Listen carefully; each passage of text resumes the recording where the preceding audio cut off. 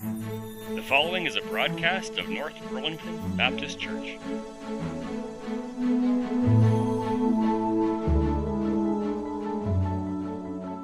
Have you ever wondered who was Jesus' best friend while he was on earth? Some people have speculated. There's been a lot of names put forward. Some have said perhaps it was John the Baptist, his cousin. Others have said, well, maybe Peter. You always knew where you stood with Peter.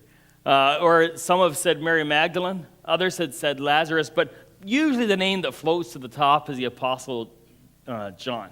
He was the one to whom, when he was hanging on the cross, Jesus said, take care of my mom.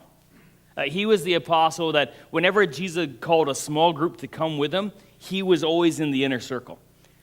He's described as the apostle, the disciple whom Jesus loved. And he sat beside Jesus at the Last Supper. And he confided in John with regard to who was going to betray him. And during the last days of John's life, Jesus entrusted with him a revelation of future events that he said, now take this to the churches so they know what is to come. And while we can't say for certain that John was Jesus' best friend ever, we can say that John was a BFF to Jesus. And I'm sure Jesus to John. Now, do you ever wonder how John became Jesus' best friend? We're on week 2 of a series called Building BFFs. And for those of you who are unfamiliar with Twitter, Facebook, text messaging, or modern sitcoms, BFF stands for Best Friend Forever. And if we were to take time to look at how John and Jesus' relationship grew and developed, if we were to look at the Gospels and look at the interactions between them, you would find some very insightful, helpful events with regard to how relationships and friendships develop. And we're not going to have an opportunity to look at all of them today, but I do want to look at a couple of events that I think you're going to find interesting. Now, the starting place for John and Jesus' relationship was recorded in Matthew chapter 4. Going on from there, he saw 2 other brothers, James, son of Zebedee, and his brother John. They were in a boat with their father Zebedee, preparing the nets. Jesus called them, and immediately they left their boat and their father, and they followed him. Diane already mentioned last week that every relationship starts with a response and to an invitation. And that's what we find happened with John. He was responding to an invitation by Jesus to come into relationship. But then it has to go on from there. There's a maturing to the relationship. And I want to look at a couple of events in John and Jesus' relationship that I think gives us insight into how the relationship was built, that I believe is going to shine a light for some of you with regard to why you may feel that you're unable to have close friendships. Let's look at a story told by Luke in chapter 9. It says this: as the time approached for him to be taken up to heaven, Jesus resolutely set out for Jerusalem, and he sent messengers on ahead who went into a Samaritan village to get things ready for him. But the people there did not welcome him, because he was heading for Jerusalem. When the disciples, James and John, saw this, they asked, Lord, do you want us to call down fire from heaven to destroy them? But Jesus turned and rebuked them, and he and his disciples went to another village. Well, what was John doing? He was simply caring about his friend, wasn't he? He was upset that those people were treating his best friend that way. And he wasn't going to stand for it. He was going to come to Jesus' side. Nobody treats his friend like that. You've done that, haven't you? You've come to the defense of a friend's reputation, or perhaps it wasn't necessarily that you came to their defense. Perhaps you just did something nice for them, bought them a gift, or did them a favor, just because you cared about them. Not because you had to, not because it was easy or necessarily convenient, but just because you cared for your friend. And that's what John is doing. He's caring for his friend. It's not the first time we read about John doing this kind of thing. Just 2 verses before that, we read this story about John. Master, said John, we saw someone driving out demons in your name, and we tried to stop him because he's not one of us. You can hear how that one must have gone, eh? You stop it. You stop using that name. He gave us that name. He gave us authority to use it. You guys stop it. I'm telling Jesus. Then you'll be sorry you took his name without permission. You'll see. I mean, you can't blame the guy's heart. I think his heart was in the right place. But you notice what happens? Both times, Jesus doesn't take John's side. He even rebukes John. Think about this for a minute. How would you feel if someone was yelling at your friend, you step in and threaten that guy, and then your friend rebukes you for making a threat? Have you ever done something nice for someone, and instead of them being appreciative of the effort, instead of acknowledging the goodwill and the kind intention that you had behind it, they let you know that what you've done is not appreciated? I mean, don't they know it's the thought that counts?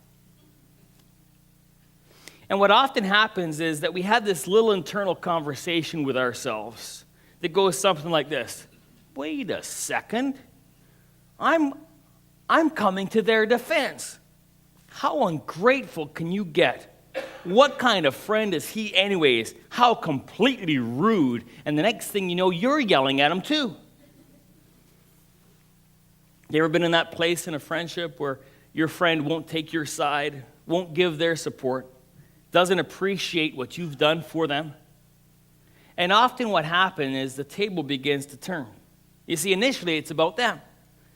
You coming to their aid, coming to their side, doing something nice for them. But then when they don't appreciate it, and they let you know, like Jesus did with John, suddenly it becomes all about us. Because don't they know what we've done for them? Don't they know how much I've put in, how much effort? And you see what's being revealed in those times, when push comes to shove, is whose interests in the relationship are you most concerned about? Theirs or yours? Hold this thought for a second. I want to look at another interaction between John and Jesus' relationship. This one's found in Mark chapter 10. When James and John, the sons of Zebedee, came to him, "Teacher," they said, "we want you to do for us whatever we ask." "What do you want me to do for you?" he asked. They replied, "Let one of us sit at your right and the other at your left in your glory." "But you don't know what you're asking," Jesus said. "Can you drink the cup I drink or be baptized with the baptism I'm baptized with?" "We can," they answered. Jesus said to them, "You will drink the cup I drink and be baptized with the baptism I'm baptized with, but to sit at my right or left is not for me to grant. These places belong to those for whom they have been prepared." You see, John and his brother James are asking their friend Jesus for a favor. Let one of us sit at your right and one at your left when you come into your glory. But then Jesus offers this objection. He says, "Well, are you able to drink the cup that I'm drinking and be baptized with the baptism that I'm going to undergo?" And then they answer his objection to Jesus' satisfaction, apparently. They said, "Yeah, we can." He goes, "Yeah, I guess you're right."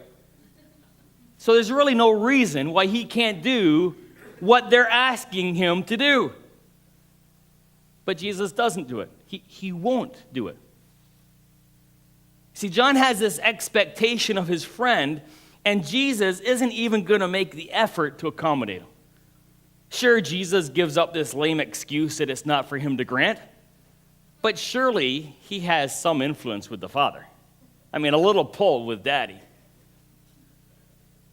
Has that ever happened to you? You have a friend and you ask them for a favor that you know is well within their ability to do. And then they offer up a lame excuse or two of why they can't, and you answer those excuses adequately. And then they pass the buck and they say, "Well, it's not up to them." They don't even offer to put in a good word for you. I mean, what kind of friend does that? I think I've mentioned before that social scientists say there's 5 levels of communication between people. The first level, the surface level, is cliches.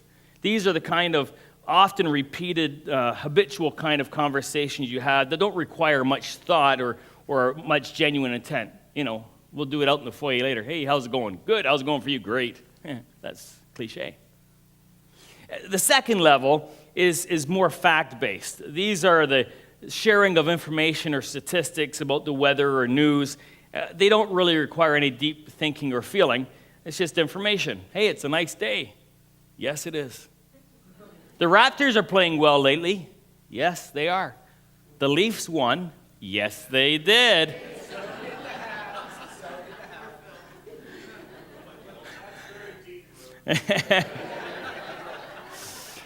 And that's the fact-based sharing. But then there's this third level, and it's possible to do those other two. You come to this third level of deeper communication, and it's where you share concerns and expectations, personal goals, dreams, desires. You're starting to put yourself out there. And because of the differences of opinion at this third level that can naturally arise, this is where conflict will happen. And it's at this third level, it's possible that if you get past it, you can go on to two deeper levels of communication where you can have deeper intimacy. But guess what? Most people don't get past this third level because of the conflict that happens. Very often, that's where most relationships stop. And it was at this level of conversation that John and Jesus were at. They were having these conversations, these two stories. And John assumed expectations of Jesus and their relationship. An expectation that he would back him up and appreciate what he was doing for Jesus in the first instance. And the expectation that Jesus would support him and advocate for him in the second. But Jesus doesn't meet John's expectations. For some people, there can be no relationship if their expectation of the other person isn't being met. You see, what's happening, what's taking place is that we're revealing whose interest we are most concerned about. And if someone, for whatever reason, fails to meet our expectations in the friendship, how we respond at that moment will reveal the value we place on the friendship, and then consequently, how deeply the friendship will be allowed to proceed. In neither of the passages are we told how John reacted. But I suspect, because we see he had a deeper relationship, that John's expectations, when they weren't met by Jesus, John deferred to Jesus' desire, because John valued friendship with Jesus above his own expectations for the relationship being met. See, he valued the person and what they desired more than their own expectations for the relationship. Historian Daniel Borston suggests that Americans suffer from all too extravagant expectations. In his book, The Image, Borston makes this observation of Americans, and I would suspect that it's not just Americans. We expect anything and everything. We expect the contradictory and the impossible. We expect compact cars, which are spacious, luxurious cars, which are economical. We expect to be rich and charitable, powerful and merciful, active and reflective, kind and competitive. We expect to eat and stay thin, to be constantly on the move and ever more neighborly, to go to the church of our choice and yet feel its guiding power over us, to revere God and to be God. Never have people been more the masters of their own environment, yet never has a people felt more deceived and disappointed, for never has a people expected so much more than the world could offer. And it's this same sense of expectation that rules over people as they enter into relationships. In our minds, we have this picture of what the perfect, real, true friendship ought to be. And we are striving to reach this image of friendship with somebody. And we want it to become a reality. But then what happens is that other person gets in the way. They don't do what that image that I have built requires. And as long as that person's expectations of the relationship are the most important thing, it will stifle true transparency and openness within the relationship. Why would anyone want to be honest and open with somebody who might become disappointed? And without that risk, real relational connections just can't be made. Do you understand what's being said? Some people are so desperate to avoid disappointing others that they will always bend over backwards to appease them. But then they'll never know if in the relationship it's they who are truly valued or if it's what the person feels that they're getting from them that is valued. And when that other person fails to do for them what they think true friends ought to do, when their expectation is not met, they emotionally cut that other person off from a relationship. You see what's happening, don't you? They think that the people they're in a relationship are the barrier to deep and true friendship. Their unmet expectation sabotages the relationship. It's not the other person, but the expectation we place on them that causes the damage. What I'm suggesting, friends, is that the presence of tension and disappointment in relationship are not relationship killers, but doors of opportunity that can allow passage into deeper intimacy and friendship. You see, that person is telling you the truth, and they're going to see how you respond to that. And that's why I think John was able to become a closer friend to Jesus. I suspect that John was most satisfied in understanding and knowing what Jesus wanted, thought, and desired than he was concerned with having his own expectations met. In other words, John constantly showed Jesus that he loved Jesus more than he loved what Jesus could do for him.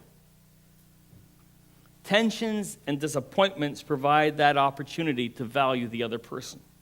The ironic thing is that when the expectations are no longer conditions of the relationship, then the path to true friendship is actually open. Some people will never allow their relationships to go there. And as a result, they'll never have the kind of deep and rich relationships that their hearts really yearn to have. Building is work. And building relationships and friendships are no exception.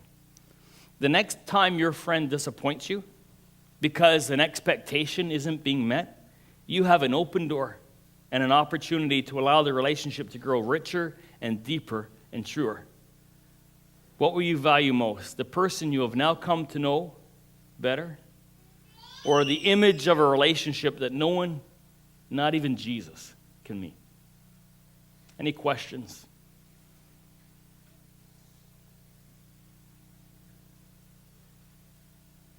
Probably. Level 4 and 5 are in my notes in my office. I can't remember off the top of my head.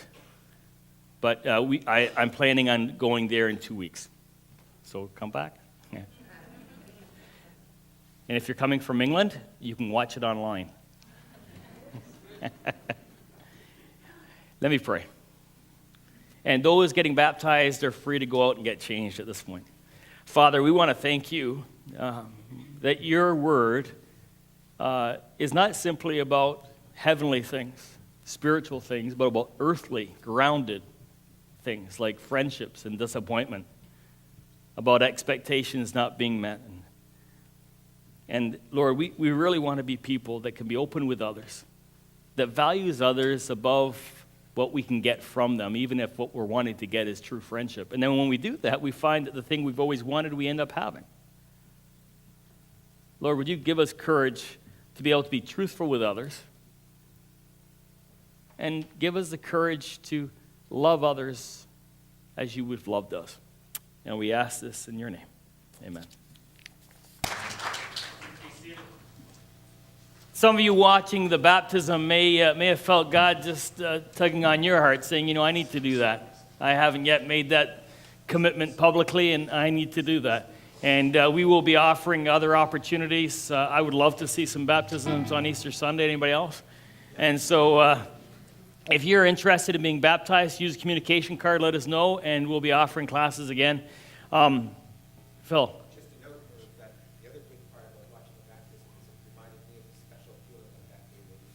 Exactly right.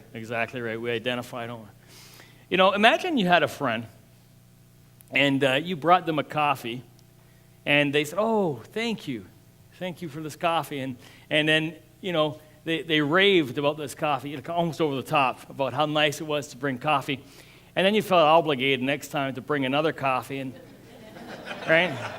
So you kept bringing coffee, but unbeknownst to you is that person can't stand coffee. They're just being polite, right? And so every time you brought coffee, they make a big deal, and then when you're gone, they throw it out. You know what happens in that relationship? I don't want to see you because I have to spend my money every time I see you, and you don't want to see me because you keep putting me in an awkward position.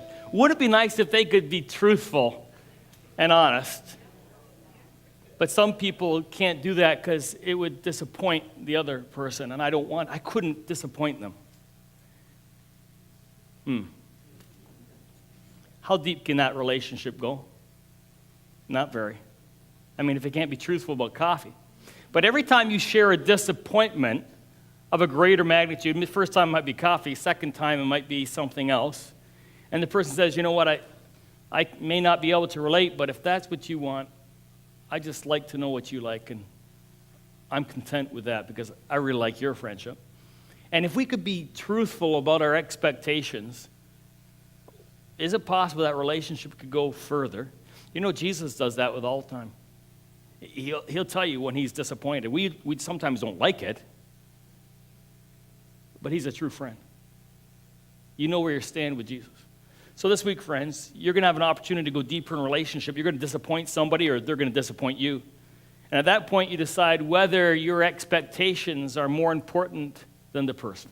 Whether it's really about you and your expectations being met or about them and finding out what it is that they really like. This week, friends, build your relationships, go deeper. Dare to take the risk of authenticity and vulnerability and transparency and see how God might bless you. Go in the grace and in the peace of God this week.